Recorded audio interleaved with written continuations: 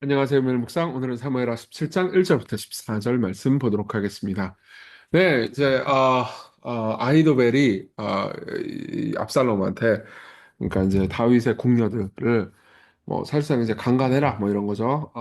그렇게 해가지고 취해라 해가지고 그렇게 했습니다. 그 다음에 아히도벨이 압살롬한테 조언을 하나 더 주거든요. 근데 이게 이제 군사적으로는 좀 지혜로운 작전이었습니다. 하지만 이 모든 것들은 엉망진창이 되죠. 내용 볼게요. 아이도벨이 또 압살롬에게 이르되 이제 내가 사람 12,000명을 택하게 하소서. 오늘 밤에 내가 일어나서 다윗의 뒤를 추적하여 그가 곤하고 힘이 빠졌을 때 기습하여 그를 무섭게 하면 그와 함께 있는 모든 백성이 도망하리니 내가 다윗 왕만 쳐 죽이고 모든 백성이 당신께 돌아오게 하리니 모든 사람이 돌아오기는 왕이 찾는 이 사람에게 달렸습니다. 그래야면 모든 백성이 평안하리다 하니. 자, 아이도벨은 어떤 조언을 주냐면은 압살롬한테 어차피 당신이 지금 반역을 했잖아요. 쿠데타를 벌인 거잖아요. 맞아요. 쿠데타를 벌인 거예요. 그리고 지금 이 상황에서 다윗이 600명과 함께 그리고 여러 백성들과 함께 피난길에 떠났단 말이에요. 근데 그 상황에서 그 600명 그리고 피난길에 떠난 백성들하고 함께 다 전쟁을 하잖아요. 그러면은 많이 죽겠죠. 그리고 여러 이 피해가 있을 거고 그 과정 중에서 자칫 잘못하면 압살롬이 이제 이 민심을 잃게 될 수도 있고 좀 여러 가지로 복잡하단 말이에요. 예. 그러니까 내가 직접 가겠습니다. 사실 아이도벨은 이 그렇게 저기 뭐지 좀 나이가 좀 있는 사람이라고 봐야 되거든요. 근데 그 상황에서 이제 본인이 직접 가가지고 다윗을 혼자 죽이겠다라고 말할 때는 그만큼 원한이 컸던 것 같아요. 어제도 말씀드렸지만 제가 이제 이 아히도벨이 그 밧세바의 할아버지였을 것이다 이렇게 말씀드린 거 기억나죠? 그런 것들을 생각해 볼 때 다윗에 대한 굉장한 분노 혹은 이 뭐라고 해야 되 원한이 있었던 것 같습니다. 그래서 2절에서 말하는 것처럼 내가 다윗 왕만 쳐 죽이고 모든 백성이 당신에게 돌아오게 하리니 이렇게 이야기를 합니다. 여기서 모든 백성이 당신에게 돌아오게 하리니라는 말은 무슨 의미냐면 이게 히브리어 원문으로 보면은 신부가 신랑에게 돌아오게 하는 것처럼 이렇게 돼 있습니다. 그러니까 이제 마땅히 당신이 이 왕위를 차지할 만합니다라고 얘기를 해주는 거죠. 그래서 어떻게 했냐?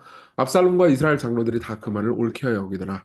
압살롬하고 이스라엘 장로들은 오케이, 저기 당신이 지혜로운 모사니까 제갈량이니까 당신의 말을 따르겠습니다 했어요. 근데 압살롬이 이르되 아렉 사람 후세도 부르라. 우리가 이제 그의 말도 듣자 하니라. 후세도 있었죠. 그렇죠. 후세는 사실 다윗 편이었어요. 근데 다윗 편인데 위장해가지고 압살롬 앞에 있는 거죠. 그래서 후세가 압살롬에게 이르매 압살롬이 그에게 말하여 이르되 아이도벨이 이러이러하게 말하니 우리가 그 말대로 행하랴. 그렇지 아니하거든. 너는 말하라 하니 여기서 그 말대로 그러면 말은 나발 그러니까 말씀을 그러니까 그 지혜로운 조언대로 말하랴. 그러니까는 후세가 뭐라고 그러냐면 후세가 압살롬에게 이르되 이번에는 아이도벨이 베푼 계략이 좋지 아니하니다 이렇게 얘기를 합니다. 그러니까 아이도벨의 말을 좀 이렇게 계략 그러면서 한 단계 낮추어 평가를 하는 거죠. 또 후세가 말하되 왕도 아시거니와 왕의 아버지와 그의 추종자들은 용사라. 그들은 들에 있는 곰이 새끼를 빼앗긴 것 같이 격분하였고 왕의 부친은 전쟁에 익숙한 사람인즉 백성과 함께 자지 아니하고 지금 그가 어느 그러나 어느 곳에 숨어 있으리니 혹 무리 중에 몇이 먼저 엎드려지면 그 소문을 듣는 자가 말하기를 압살롬을 따르는 자 가운데서 패함을 당하였다 할지라. 예, 무슨 말이냐면 아니 다윗 왕은 좀 전쟁을 많이 치른 분입니다. 이 말은 무슨 말이냐면 압살롬 당신은 전쟁을 그렇게 많이 치러본 건 아니잖아요. 사실이었죠. 사실이었죠. 예. 그런 상황에서 실제로 다윗이 전쟁을 많이 치른 것도 사실이고 근데 잘 숨어 있을 것이다. 근데 숨어 있는 상황에서 당신이 만일 그 쳤다가 누가 죽고 그러면은 소문 퍼진다. 그래서 뭐라고 그러냐 10절 비록 그가 사자 같은 마음을 가진 용사의 아들일지라도 낙심하리니 이는 이스라엘 무리가 왕의 아버지는 영이요 그 추종자들도 용사인 줄 알미니이다. 자칫 잘못해가지고 그 사기 떨어질 수 있습니다. 사기가 떨어지면 이 전쟁을 앞으로 지속하는데 큰 문제가 됐으니까 될 수 있는 데다가 실제로 다윗을 그렇게 만만하게 보면 안 됩니다라고 얘기를 하는 거죠.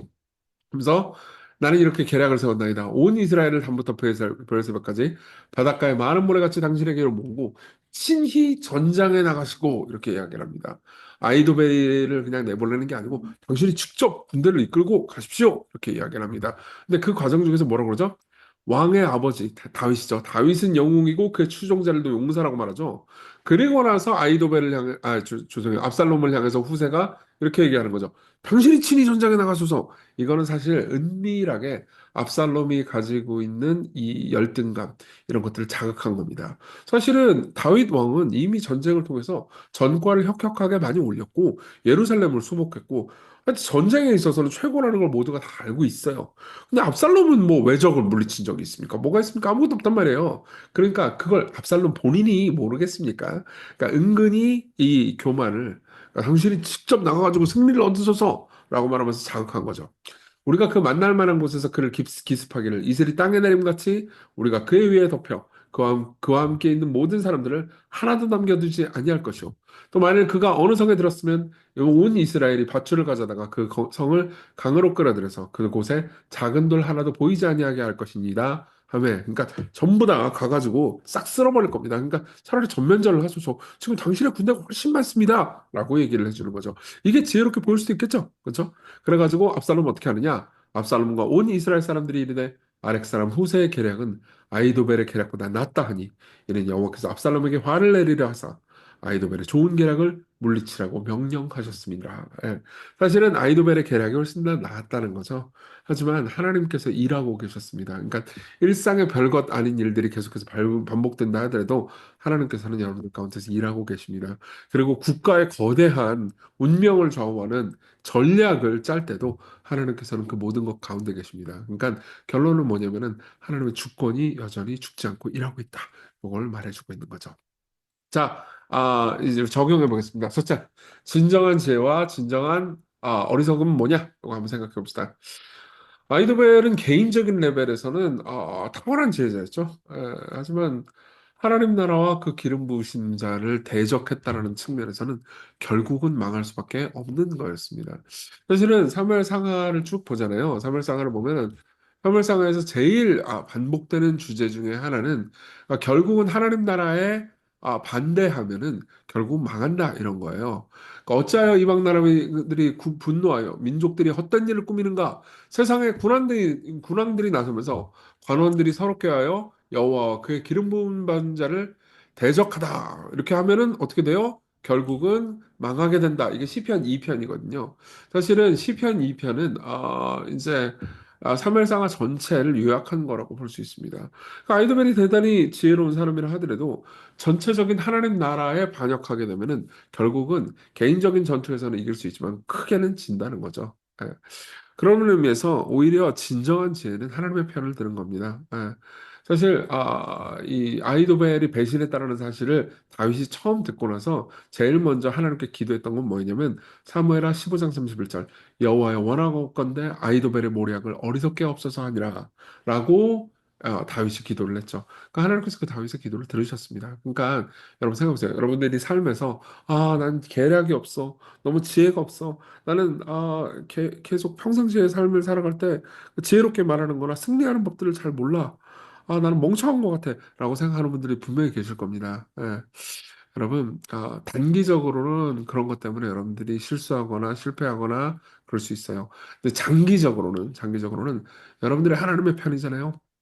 그리고 여러분들이 계속해서 기도하는 사람이잖아요. 반드시 승리합니다. 반드시 하나님께서 여러분들의 삶을 이끄실 거예요. 그래서 존 우드하우스는 이렇게 얘기해 줍니다. 사람의 계획은 아무리 인상적이어도 신뢰할 수 없습니다. 하나님의 약속을 진지하게 여길 때 비로소 우리는 진정한 지혜의 시작에 서는 것입니다. 라고 이야기를 합니다. 진정한 지혜가 무엇인지 생각해 보십시오. 기도치 않는 사람들은 어리석은 겁니다. 두 번째로 하나님 주권 신뢰하는 겁니다. 아이도벨의 조언이 하나님께 물어서 받은 말씀과 같았다라고 사실 16장 23절 우리가 어제 봤던 말씀이죠. 에는 있습니다. 근데 핵심은 뭐냐면 하나님께서는 압살롬과 나머지 사람들의 마음을 주장하셨다는 거죠. 그러니까 아이도벨이 아무리 지혜로운 말을 해봤자 압살롬이 안 들으면 끝인 거예요. 그렇죠? 그러니까 정교한 지혜는 하나님을 막을 수 없습니다. 예. 그래서 실제로 사무엘하 7장 16절에 여러분들이 사무엘하 7장 했던 거 기억날지 모르겠는데 하나님께서 다윗과 언약을 맺으셨죠? 네 집과 네 나라가 내 앞에서 영원히 보존되고 네 왕위가 영원히 견고하리라. 이 약속은 결코 취소되지 않습니다. 결국은 압살롬이 승기를 잡은 것처럼 보였지만은 예, 이 모든 것들은 다 바뀌었고요. 압살롬은 이제 우리가 나중에 보겠지만 패하게 됩니다. 예. 자, 예수께서도 마찬가지죠. 예수님 때, 이 로마 권력과 그리고 예루살렘에 있는 종교 권력이 결탁해가지고 예수님을 십자가에 못 박아 죽인 것은 당시의 종교 지도자들의 승리처럼 보였을 겁니다. 그리고 당시에 대제사장과 종교 지도자들은 로마 권력과 결탁해서 예수님을 죽이고 나서 쾌재를 불렀을 겁니다. 아, 저 귀찮은 예수 그리스도 처리해버렸다. 우리의 권력을 위협하는 저 녀석을 처리해버렸다. 라고 생각했지만 어떻게 됐죠? 그들이 승리했나요? 아니, 오히려 패배했습니다. 예. 오히려 예수께서 죽으심으로 몰매면서 사탄한테는 제일 나쁜 일이 그리고 죄인들에게는 하나님을 바라고 예수님을 신뢰하는 죄인들에게는 제일 기쁜 일이 생겼죠. 예. 그러니까 결국은 하나님 뜻대로 살아가는 삶은 망하더라도 승리합니다. 하나님 뜻대로서 하나님 편에 사는 사람들은 죽더라도 부활합니다. 예. 결국은 하나님 반대편에 사는 사람들은 실패할 겁니다. 예. 리차드 플랩스는 이렇게 얘기해 줍니다. 당신이 오늘 이 책을 읽고 있다는 사실 그 자체가 그 증거라고요. 그렇죠? 예수님께서 십자가로 가시지 않았으면은, 즉 실패하시지 않았으면 부활하실 수도 없었겠죠? 승리하실 수도 없었겠죠? 그리고 예수께서 십자가에 못 박혀 죽지 않았으면 우리가 이렇게 구원받아서 하나님을 예배하고 말씀을 묵상하고 하나님과 교제하면서 살지 않겠죠? 그렇죠? 우리가 이런 리처드 필립스 같은 책을 읽고 묵상하고 하나님을 찾는다는 것 자체가 사탄은 결국은 패배할 거라는 것. 그리고 하나님의 편에 선 사람들은 결국 지혜로운 걸로 드러나게 된다는 것을 입증해 줍니다. 자, 우리 내용, 저기 다 봤으니까요. 기도합시다.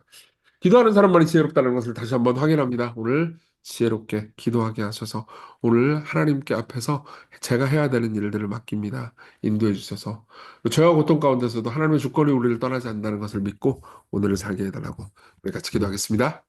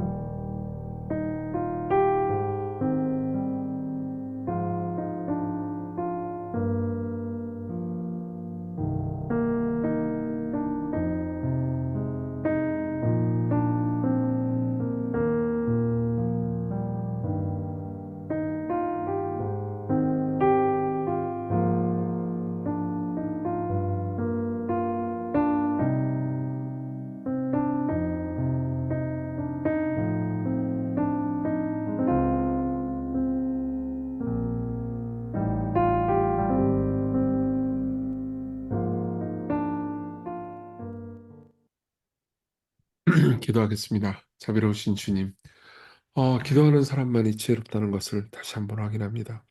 오늘 우리가 한 기도를 잊지 않고 반드시 당신의 뜻대로 들으심을 기억합니다. 그리고 오늘 하루를 지혜롭게 살게 하소서. 예수님 이름으로 기도했습니다. 아멘. 하나님의 은혜 안에서 오늘 기쁜 하루 되세요.